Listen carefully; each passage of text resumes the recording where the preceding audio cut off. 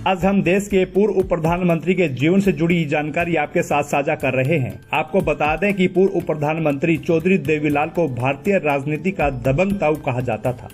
चौधरी देवीलाल अपने स्वभाव और खड़ी बोली के लिए काफी मशहूर थे। इसी वजह से वह हमेशा विवादों से जुड़े रहते थे। उनका गवर्नर वाला किस्सा हमेशा लोगों की जुबान पर रहता है। दरअसल हुआ यूं कि हरियाणा में 1982 में विधानसभा चुनाव हुआ।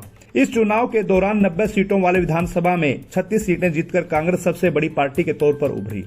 चुनाव जीतने के बाद किसी भी पार्टी को स्पष्ट बहुमत नहीं मिला था और यह राज्यपाल पर निर्भर करता था कि वह किस गठबंधन को सरकार बनाने के लिए बुलाते हैं। उस समय हरियाणा में गणपत राव देवजी तपासे गवर्नर थे। राज्यपाल ने पहले देवीलाल को 22 मई 1982 को सरकार बनाने के लिए बुलाया। इसी बीच एक बड़ा उलटफेर हो गया और भजनलाल को कांग्रेस और निर्दलीयों का नेता घोषित कर दिया गया, जिनके पास बहुमत के लिए 52 विधायकों की संख्या हो गई। इसके बाद गवर्नर तपासे ने फौरन भजनलाल को बुलाया और मुख्यमंत्री पद की शपथ दिलवा दी। इसी को लेकर देवीलाल आग बबूला हो गए और वो अपने और बीजेपी विधायकों को साथ लेकर राजभवन पहुंच गए। इस बात को लेकर उनमें और गवर्नर के बीच जमकर विवाद हुआ। उस समय विवाद इतना बढ़ गया कि देवीलाल ने राज्यपाल को गुस्से में एक थप्पड़ जड़ दिया, जिसके बाद ये हर कोई देखकर सन्न रह गया। थप्पड़ की बात सुनते ही राज्यपाल के गार्ड तुरंत वहां पहुंचे। उन्हें सुरक्षित बाहर निकाल लिया गया। इस थप्पड़ की गूंज काफी दिनों तक भारतीय राजनीति में सुनाई देती रही, क्योंकि तपासे पुराने नेता थे।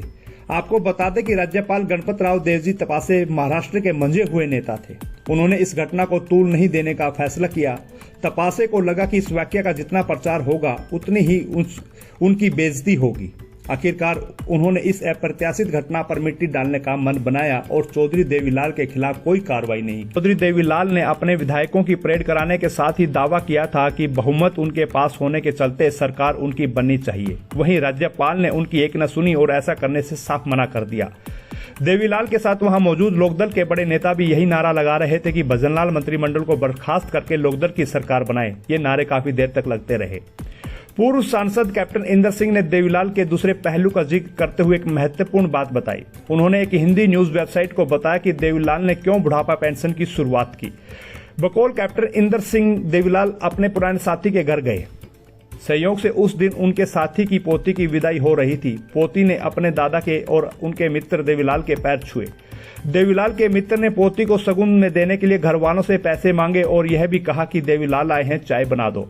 इस स्थिति को देखते हुए चौधरी देवीलाल को यह बात चुभ सी गई कि सारी उम्र बीवी बच्चों के लालन पालन करते हुए अपने बुढ़ापे के लिए आदमी कुछ नहीं जोड़ पाता और फिर उम्र के इस पड़ाव में बच्चों के मुंह की तरफ देखना पड़ता है।